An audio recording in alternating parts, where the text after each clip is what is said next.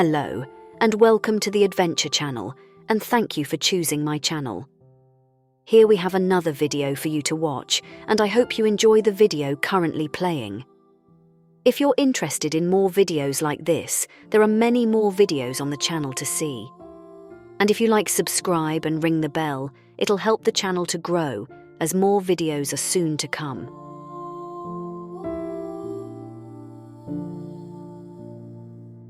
The small Cornish village of Tintagel is one of the most popular destinations for tourists in southwest England. Most are drawn to the romantic ruins of Tintagel Castle with its links to the tales of King Arthur and his Knights of the Round Table. One version of the story says that Tintagel Castle was the place where Arthur was conceived after Uther Pendragon disguised himself as the King of Cornwall and seduced the unwitting queen while the real king was absent.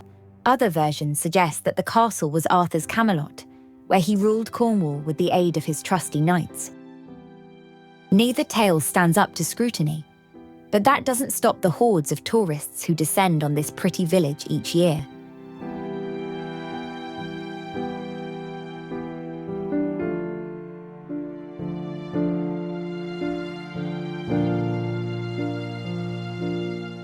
The castle that clings to the cliff tops and headlands is medieval. This began during the Norman period, which dates back much later than the setting for the real King Arthur's reign. Yet perhaps there is something to the legends, for there are obvious signs of much earlier occupation of the castle's site.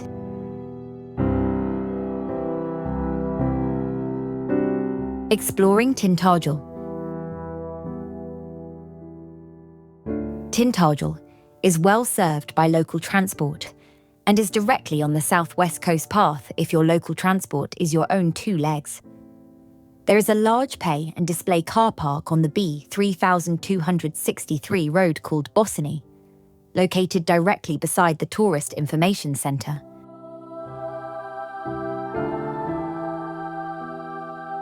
There is also a free car park beside St Materiana's church at the top of Church Hill.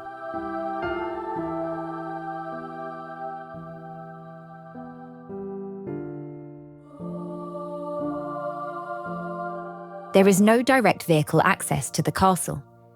Visitors, including those arriving by tour bus, have to walk from the Tintagel village centre, though a shuttle car is available for a fee, taking visitors between the visitor centre to the village and vice versa. Exploring the Tintagel castle is an experience you won't soon forget. The setting is utterly superb. Seldom have I seen a more spectacular location, and though on a windy day, the island section of the castle can feel a desolate place, it really is exhilarating to explore the ruins.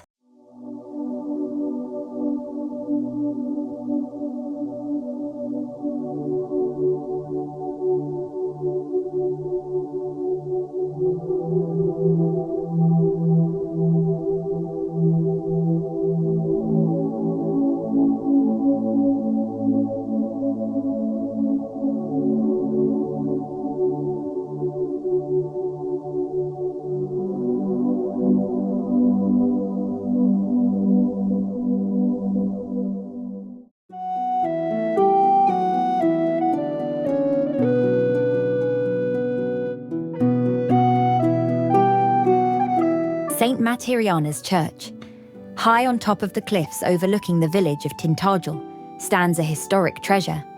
No, not the castle for which this rocky Cornish headland is famed, but the 11th century church of St Materiana.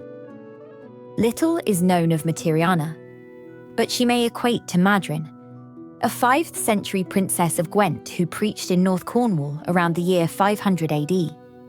Tintagel Church is thought to have been founded as a daughter church of nearby Minster, the only other British church dedicated to Materiana.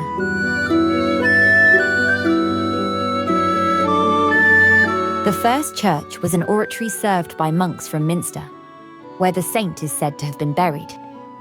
The oratory was replaced by a Saxon stone church, and the site was used heavily as a Christian graveyard over the years 500 to 700 AD. There was an early 6th century church on the cliff tops, but the present building dates to the late 11th century. Though it incorporates earlier Saxon features, the tower is several centuries later, perhaps a product of the 13th century. The north and south doorways are Norman, while the north porch is 14th century. The north doorway iron hinges are thought to be 12th century originals. The 4th century Roman milestone. The most ancient historic feature, however, is a Roman milestone dating to the reign of the Emperor Latinius, who died in 324 AD, when he was put to death by his rival Constantine. The milestone stands in the south transept, atop a stone bench used for seating before the days of pews and wooden benches. The milestone was discovered built into the churchyard gate in 1889 and moved inside the church for preservation. Another milestone stands outside St. Piran's Chapel at Trethevey, a few miles away.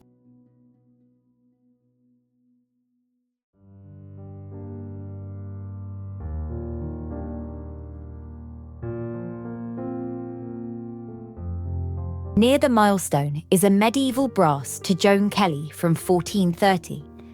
She was the other of John Kelly, who served as rector at Tintagel from 1407 to 1427.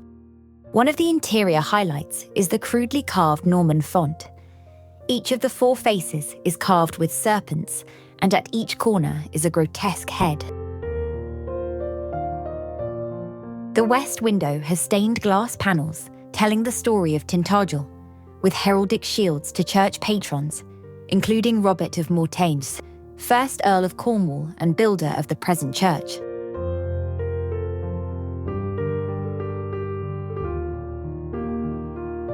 Separating the nave and the chancel is the base section of a 15th century screen. In the chancel beyond is a founder's tomb, set into a recess in the south wall. This probably dates to the 14th century. In the opposite wall, a doorway leads down into a small lady chapel, thought to be much older than the chancel. Inside the lady chapel is the late medieval stone altar and the bowl of a medieval font, thought to have been brought to the church from the chapel of Tintagel Castle. A local tradition says that the lady chapel was originally an anchorite cell.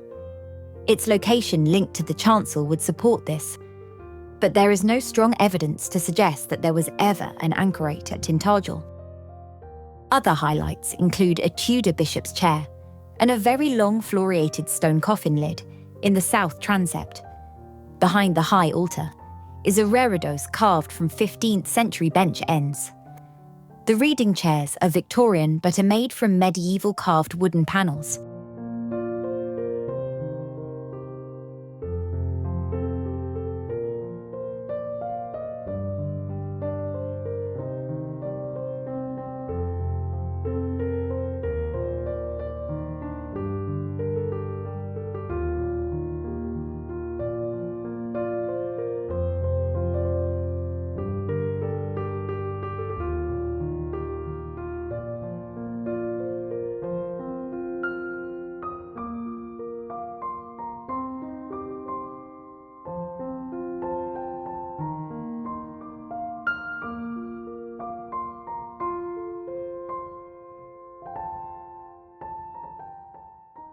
There are several noteworthy memorials in the very large churchyard. In the northwest corner is the grave of John Douglas Cook, founder of the Saturday Review, who died in 1868. Nearby is a moving memorial to Domenico Catanese, a 14-year-old cabin boy, who died in the wreck of the bark Iota at Bossini Cove on the 20th of December 1893. Catanese was the only member of the crew to perish. The others were rescued by locals. One of the lifebuoys from the Iota has been placed in the south transept as a memorial to the young boy. The oldest gravestone still in its original place is a memorial to Mary Barron, dated 1689, set at the angle of the chancel and south transept. Just west of the church tower is an unusual monument for a churchyard, a Bronze Age standing stone, or monolith as the Excellent Church guidebook calls it. Outside the southwest entrance to the churchyard is a small stone tithe barn, and abutting it is a set of mounting blocks used by the vicar and by wealthy church patrons arriving to service on horseback. Reaching the church is easy. From Fore Street, simply follow Vicarage Hill. The road dips steeply down before rising steeply up the church hill, where you will find the large churchyard. If you are arriving by car, there is a parking area outside the churchyard. Just be aware that the road is very narrow with limited places to pass. Walking from the village is great exercise and should take no more than 10 minutes.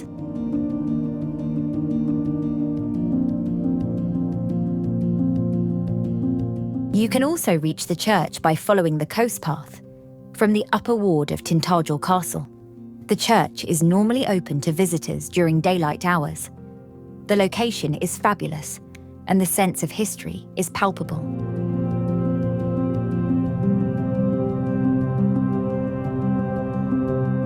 One of the most popular features at Tintagel Castle is one of the most modern.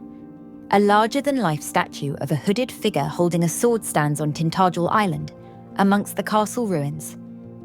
This figure is often dubbed the King Arthur statue, but it is not meant to represent any particular person, but rather, it symbolises the long history of the site. The term Gallos comes from the Cornish word for power. The sculpture stands 8 feet tall and was crafted by Redesigning. It was unveiled in 2016.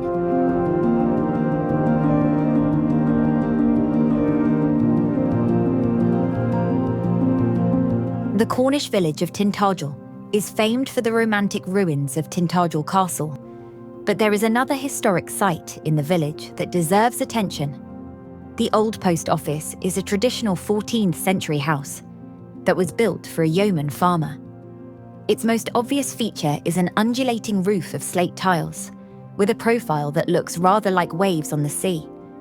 The post office began around the 1380s as a longhouse under a thatched roof. The longhouse design was quite simple.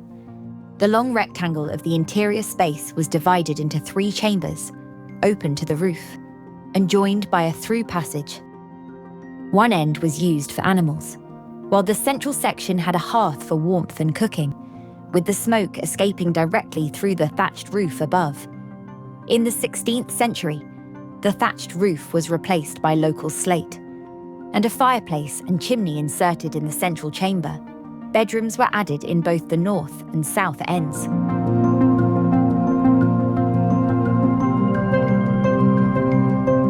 During the 19th century, one room of the house was briefly used as a letter-receiving station, the forerunner of a village post office. Inside the house are displays of Victorian-era postal equipment, but most of the interior is given over to a recreation of family life over the centuries, with some pieces of 16th century furniture and a collection of handmade samplers. There are 5 rooms to view, including the north and south bedrooms, tucked under the huge roof beams. The central hall is still open to the rafters and gives a taste of what the original building must have looked like.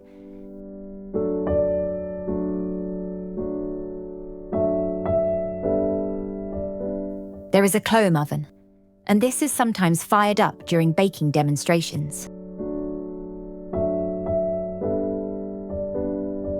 There is a parlour with a long case clock, and the post room, where you can see Victorian postal and telegraph equipment. One unusual feature is a sleeping shelf over the parlour, reached by a set of narrow steps built into the wall. The sleeping shelf is at the origin of the old saying that an unmarried woman was left on the shelf. That is, she had to stay in the family home and sleep out of the way.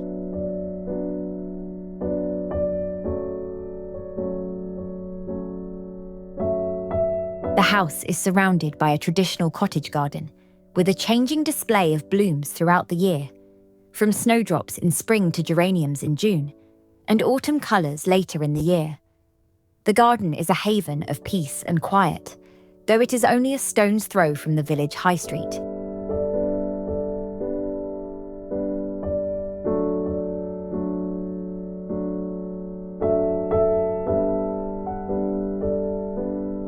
The old post office provides a wonderful recreation of family life since the 14th century, as the parlour is a delight, with smoke-blackened beams and pewter plates set on the wooden table.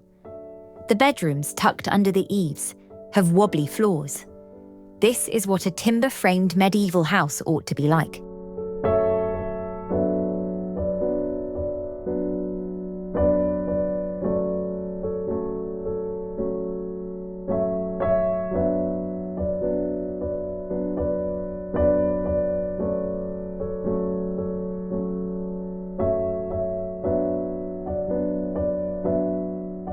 One of the more unusual attractions in Tintagel is King Arthur's Great Halls on Fore Street.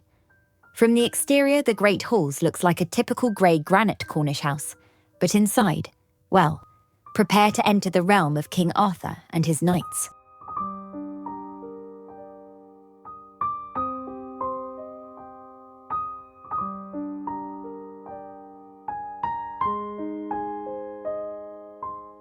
Tales of King Arthur and the Knights of the Round Table are inextricably linked to the Cornish village of Tintagel. Some tales say that Arthur was born at Tintagel, others say that Tintagel Castle was in fact his citadel of Camelot. A cavern at the base of the cliffs is known as Merlin's Cave.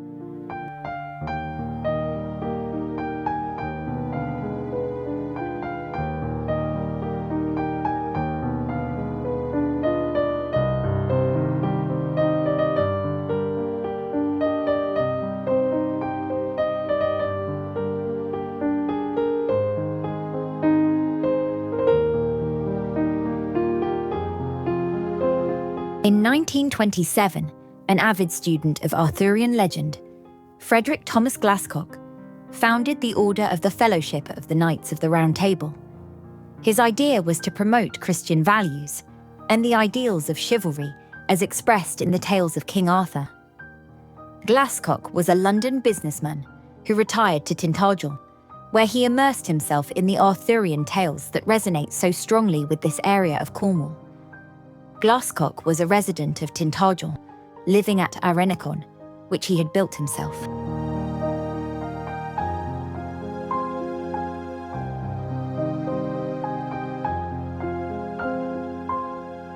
In the early 1930s, he began to build a new headquarters for the Order on Fore Street. The building was an extension of Trevina House, itself standing on the site of the former Market Hall and Town Hall. The building was made from local materials, and it has been estimated that 53 different types of Cornish stone were used in its construction. The grey granite exterior gives no hint at the colourful treasures within.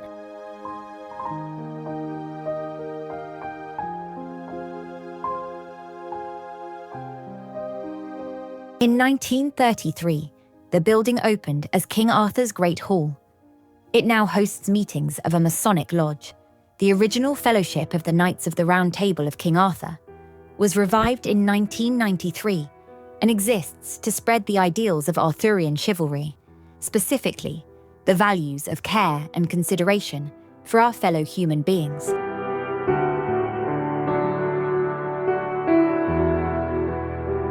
The highlight of the Great Hall is a superb collection of stained glass windows illustrating the Arthurian legend. The windows are the work of artist Veronica Wall, a native of Surrey and daughter of Christopher Wall, a leader of the arts and crafts movement. Wall designed 73 windows for the Great Halls, and her work is considered one of the best examples of 20th century arts and crafts and a stunning example of Arthurian illustration.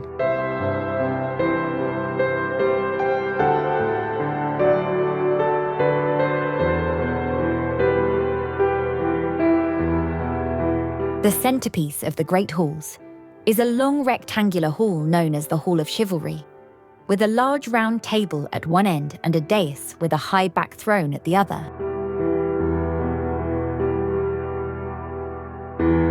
The ambulatory passage that runs around the exterior of the hall is illuminated by small stained glass windows, each depicting the coat of arms of a different knight of the Round Table. Beside each window is an explanation of the coat of arms and its meaning.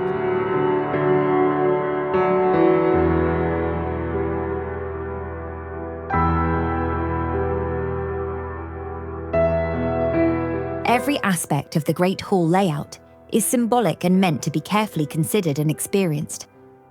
The hall is designed so that visitors enter from darkness and move slowly down the length of the hall towards the light. Everything at the entrance end is dark or dimly lit, and the materials are rough and unfinished. Whether you take the tales of King Arthur literally or symbolically, or just enjoy reading about King Arthur as a child, the Great Halls are a remarkable experience, unlike any other Arthurian attraction.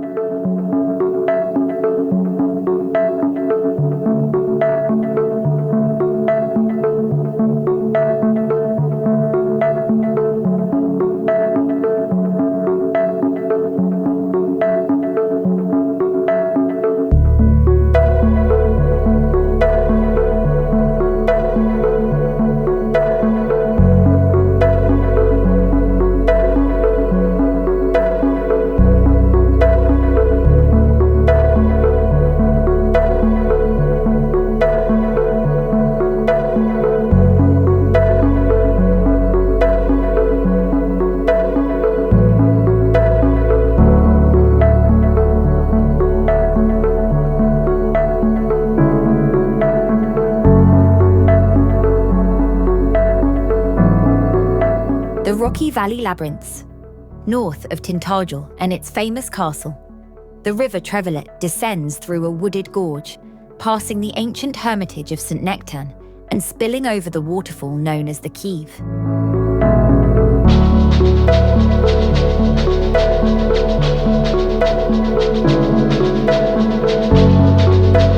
From St. Nectan's Glen, the river flows through beautiful woodland, before plunging once more through a jumble of jagged rocks to the sea west of Truethet Farm.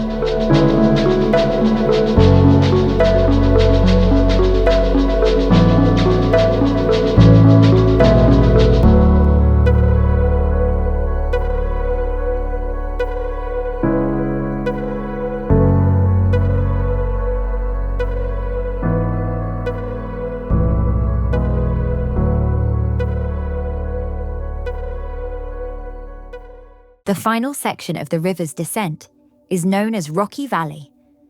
The power of the water made it a natural source of power for 2 mills. One of the mills, Trevelet, is now a private dwelling.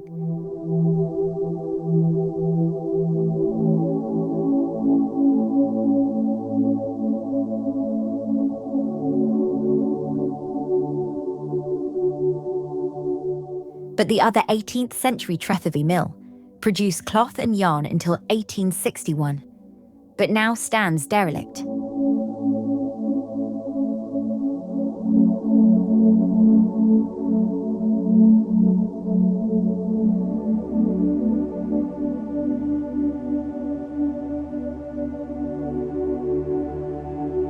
Near the decaying mill buildings is an exposed rock face of dark shale, and onto the surface of the rock face have been carved a pair of mysterious labyrinth symbols, with concentric circular lines very much in the same style as the turf mazes that were popular in the medieval period.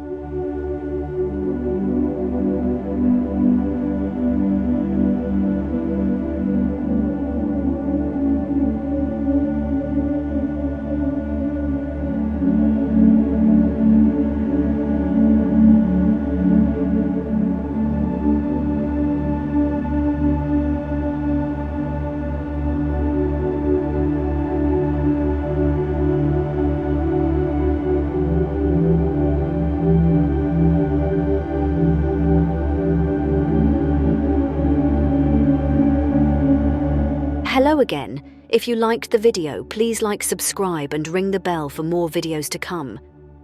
And thanks for your time for watching my content.